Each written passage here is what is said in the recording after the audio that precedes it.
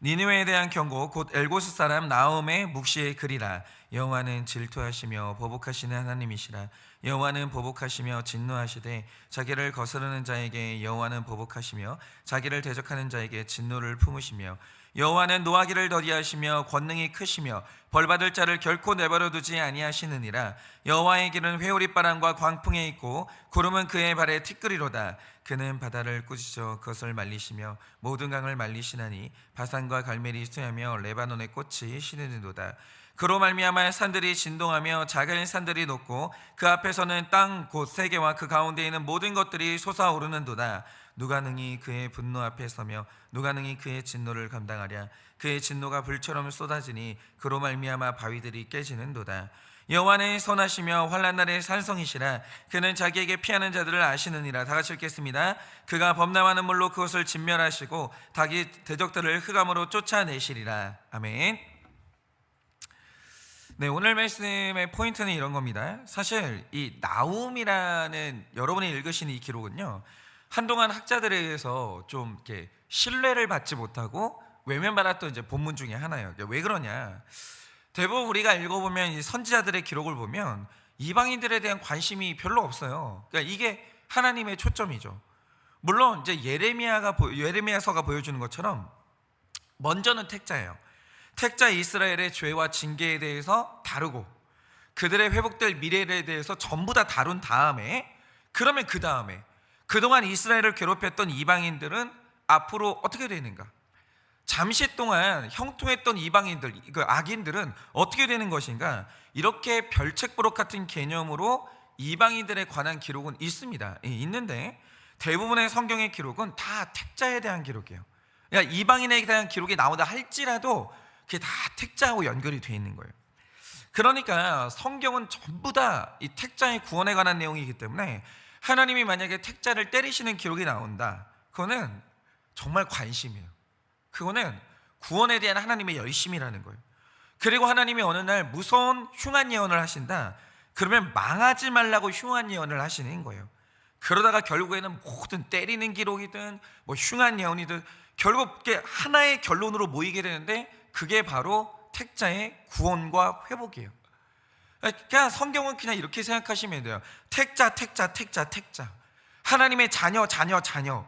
온통 하나님은 거기에만 집중되어 있다는 거죠. 다른 거는 다 수단이에요.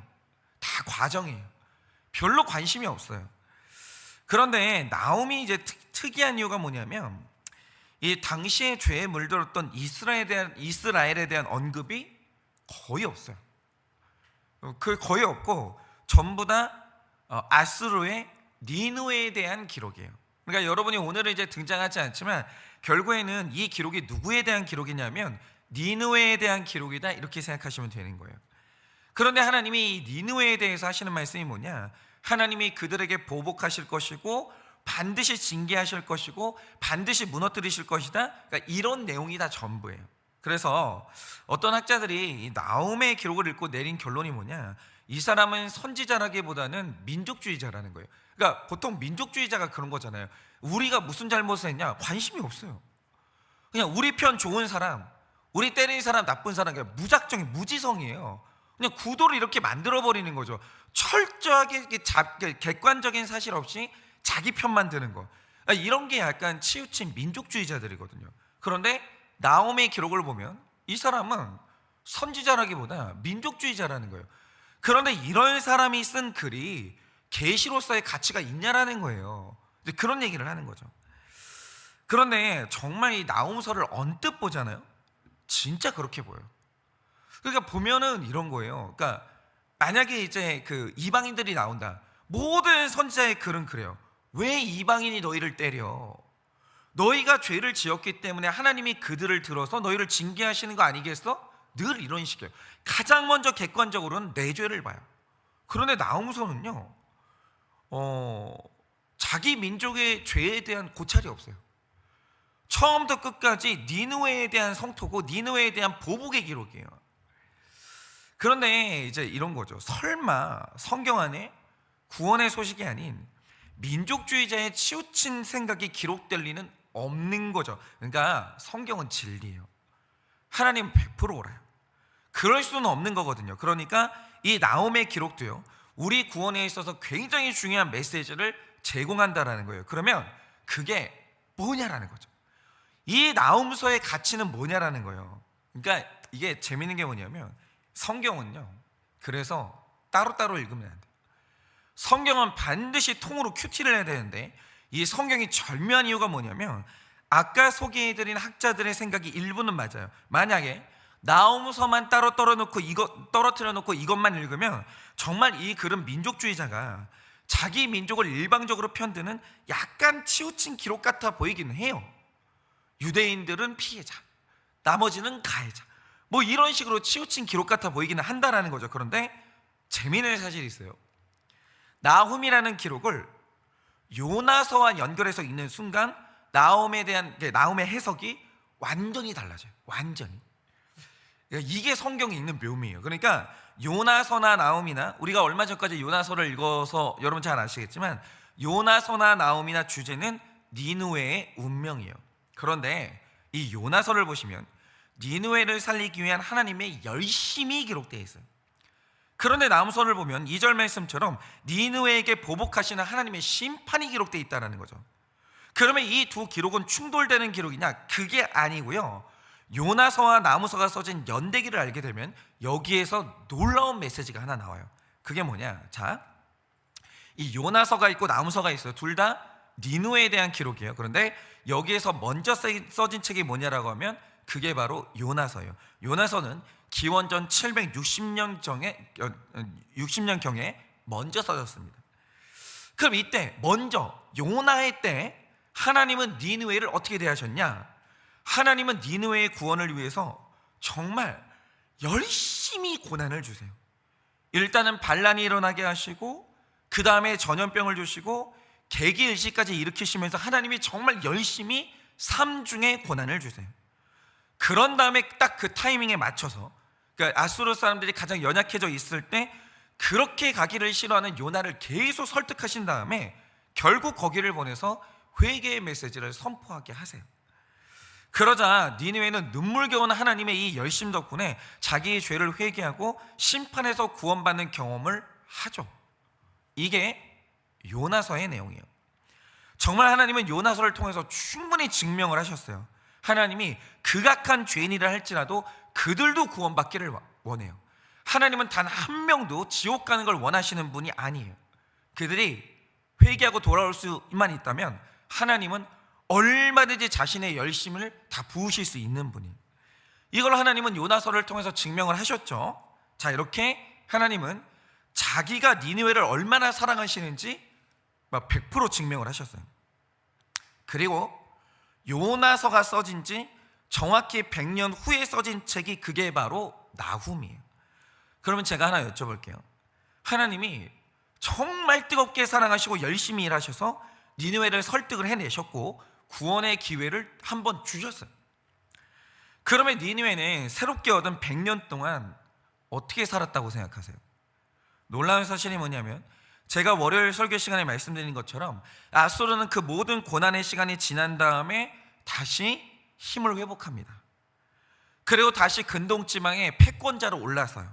그러자 정말 무섭게 예전의 모습으로 그대로 돌아가요. 그대로. 그러니까 왜 우리 그런 거 있잖아요. 뭐냐면 잠깐 고난 당할 때는 정말 내가 그동안 하나님 잘못 믿었다. 정말 내가 신앙인으로서 잘못 살았다. 나 이제는 뭐 이렇게 정말 하나님 앞에 바로 살고 나 일평생 큐티하며 살겠다라고 하는데 고난 딱 지나가잖아요. 그 다음에 예전으로 그대로 돌아가요. 정말 있잖아요. 시간이 얼마 안 걸려요. 그대로 예전으로 돌아가요. 그런데 아수르가 그랬다는 거예요. 정말 무섭게 빠르게 예전으로 돌아가요. 바로 돌아가요. 그리고 무려 100년 동안 사람들을 잡아다 죽이고 심지어 자신들을 구원코자 애쓰신 하나님의 자녀들이죠. 이스라엘을 핍박하다가 나중에는 아예 그들을 멸절시켜버려요. 하나님이 이거를 완전히 하나님을 배신했거든요. 그냥 배신해서 예전으로 돌아간 다음에 이전보다 훨씬 더 악하게 사는 아수르의 꼴을 몇 년을 지켜봐 주시냐면 100년을 기다리세요. 100년을.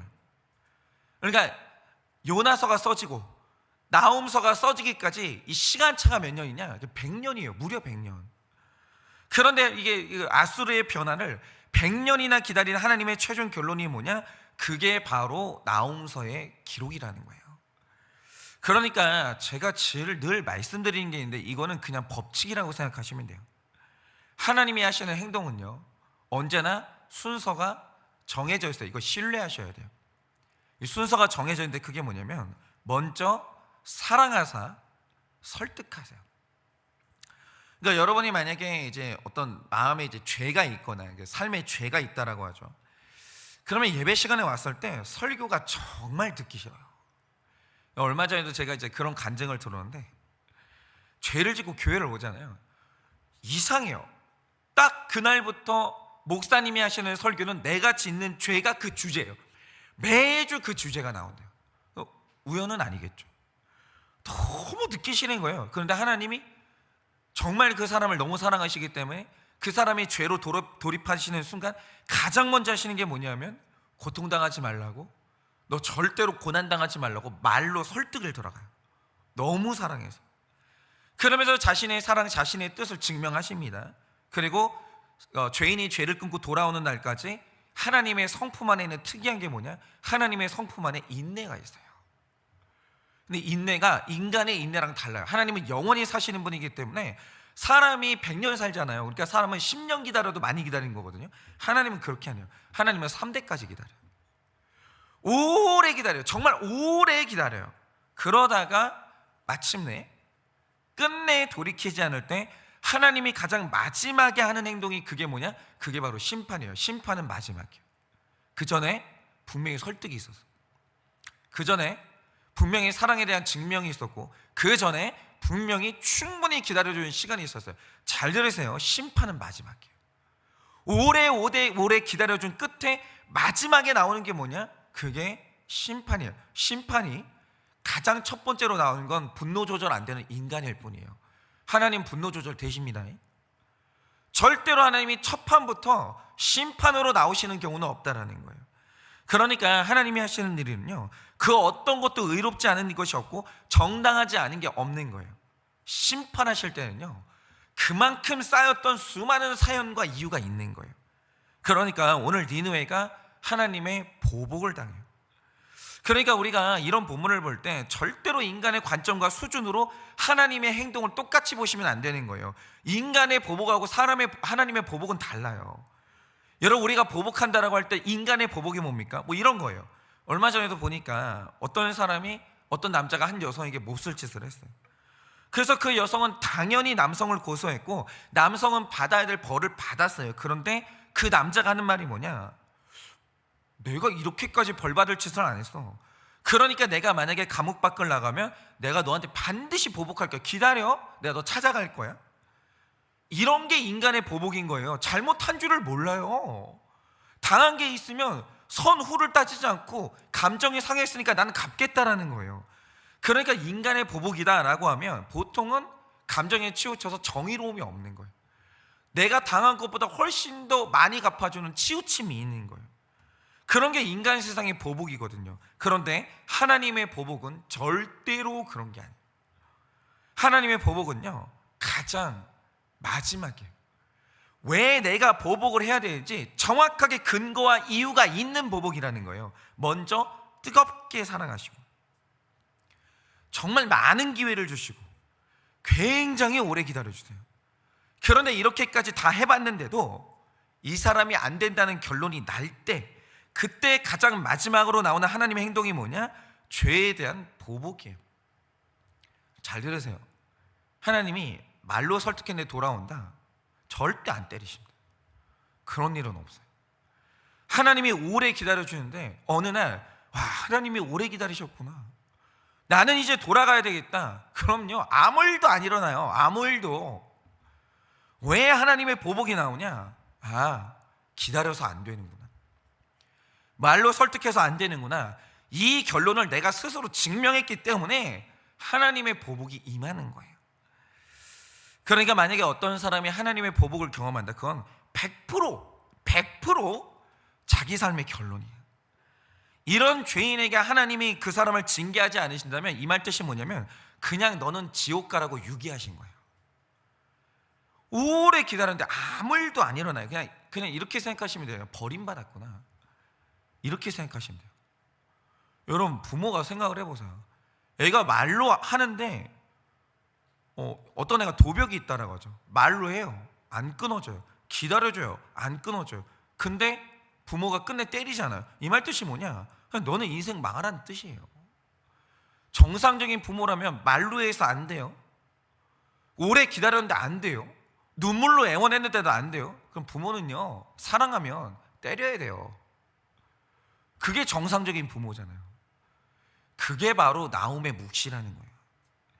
그러므로 사람이 징계를 당할 때는요, 하나님의 오랜 사랑과 용서를 거절했던 자기 지난 날을 보셔야 돼요. 하나님 쳐다보지 마세요. 왜 하나님이 나를 징계하시나 라고 할 때 지난 날 본인 보세요. 그래야 답이 나오는 거예요.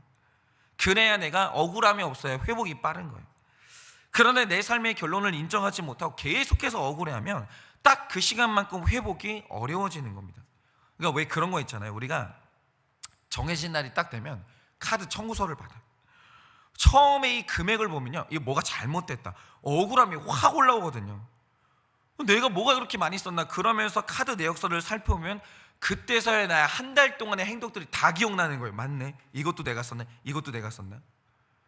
막상 뒤돌아보잖아요. 지난날 자기가 한 만큼 돌아오는 거 다. 그런데 잘 보세요. 하나님이 카드사보다 더 정확해요. 하나님이 카드사보다 훨씬 더 정확하세요. 어느 날 이 심판이 왜 왔을까요? 우리 삶에 하나님의 징계가 옵니다. 그 징계는 왜 왔을까요? 물어보고 다니세요. 한번 사람들한테 내가 지난날 어떻게 살았는지. 그리고 한번 뒤돌아보세요. 그러면 알게 될 사실이 뭐냐, 올 수밖에 없는 심판이 온 거예요. 하나님은요, 정확하세요. 하나님은 정확하세요. 그래서 하나님이 하시는 일에 대해서 사람이 낼 수 있는 가장 부당한 감정이 뭐냐, 그게 억울함이에요. 억울할 게 없다니까요. 다 자기 삶의 결론이에요. 나홈서는 그걸 말해주는 거죠. 그러니 심판이 왔으면 억울해하면 아무 해결책이 아니에요. 하나님을 신뢰하시고 나를 봐야 돼요. 그리고 내가 겪는 모든 일들은 내 삶의 결론이고 100% 오르신 하나님의 선하심을 빨리 인정하셔서 회복되고 다시 나를 안아주시는 하나님의 은혜를 경험하는 여러분의 하루 되시기를 예수님의 은혜로 축원합니다. 이 시간에 제가 기도하고 축도함으로 예배를 마치겠습니다. 기도하겠습니다. 하나님, 오늘날 나의 삶에 여러 가지 고난이 왔습니다. 사람에게 미움당하고 인정받지 못하고 내가 있던 나의 공동체에서 내침을 당하고 내가 조롱을 당하고 수치를 당합니다. 처음에는 너무나 억울했습니다. 난 열심히 산 거밖엔 기억이 없는데, 나는 최선을 다한 거 말고 기억이 없는데, 내가 하나님을 위해서 그렇게 애를 쓴 거 말고는 기억이 없는데 어떻게 하나님이 나에게 이러실 수가 있는가? 어떻게 하나님이 나에게 나움의 묵시를 던지실 수 있는가? 참 그것이 억울했습니다. 그러나 주님, 어느 날 가만히 앉아서 나의 지난날의 삶을 뒤돌아보고 또 사람들이 말하여 주는 나의 삶을 듣고 또 들으니 오늘 나의 삶에 일어난 바로 그 일은 정확히 내 삶의 결론이고, 아니 그것이 아니라 내가 지은 죄보다 하나님이 나에게 내미시는 고난이 훨씬 더 약했음을 이제는 인정하게 됩니다.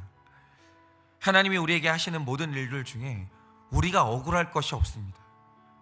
오직 우리는 감사할 것밖에 없습니다.